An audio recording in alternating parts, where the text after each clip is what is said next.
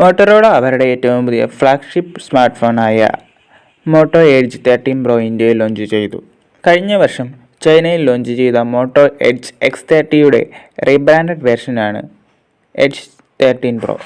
Android 12 പ്രവർത്തിക്കുന്ന ഈ ഫോണിന് കമ്പനി 2 വർഷത്തെ സെക്യൂരിറ്റി ആൻഡ് OS അപ്ഡേറ്റ് വാഗ്ദാനം ചെയ്യുന്നുണ്ട്.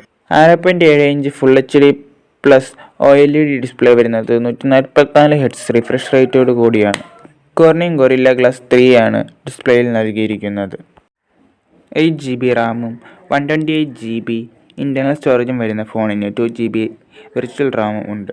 ആൻഡ്രോയിഡ് 12 പ്രവർത്തിക്കുന്ന ഫോൺ മോട്ടോറോളയുടെ സ്വന്തം MyUX-ലാണ് വർക്ക് ചെയ്യുന്നത്.